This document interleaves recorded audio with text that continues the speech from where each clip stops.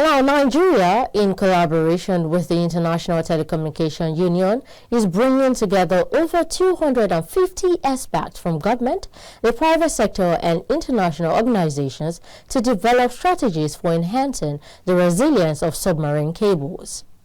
Speaking ahead in a summit to be held in Nigeria, the Minister of Information, Innovation and Digital Economy, Dr. Bosun Tijani, highlighted the critical role of submarine cables as a backbone of digital economy.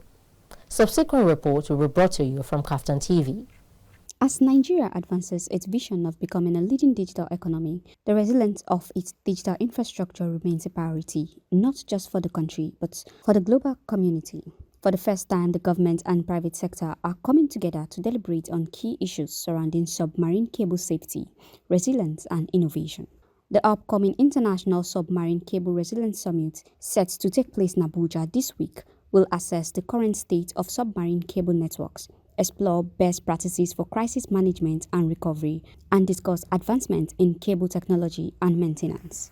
Minister of Information, Innovation and Digital Economy, Dr. Bosun Tijani, stated that Nigeria must take a leading role in securing this critical infrastructure, which underpins economic and digital activities worldwide. We've come to the realization that over the last years, we've made significant strides and progress in connecting our people, but the conversation needs to move away from just connection, but meaningful connectivity, which means you do have access to a connectivity, the kind of connectivity that can allow you be part of the global digital economy. At the minimum, if you're in the urban area, you should be able to get minimum 25 Mbps in download. What to say when we move the conversation to subsea cables is the fact that as a country, I think we have about 8 or 9 submarine cables now landing in Nigeria. So capacity is not our challenge.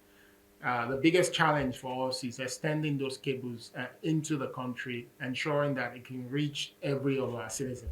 The government is now investing $2 billion in 90,000 kilometers of submarine cable network across the country, ensuring that wherever our citizens find themselves, that they have access to meaningful connectivity.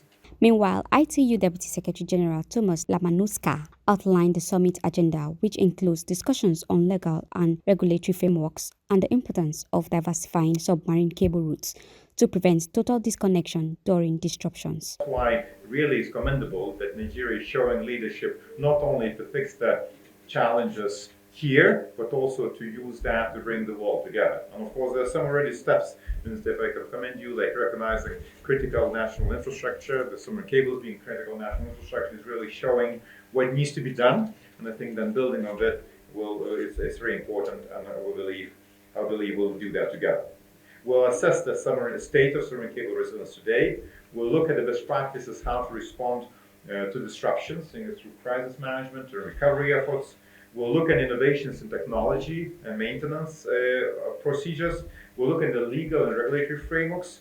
And as well as, last but not least, we'll look how to ensure that our countries are not dependent just on one cable or very, or non-redundant, so-called non-diversified infrastructure, that when something happens, they're fully disconnected from the world. So we'll look at a broader context of the submarine cable resilience. The two-day summit is expected to conclude with a declaration outlining concrete steps for global efforts to protect and enhance submarine cable infrastructure.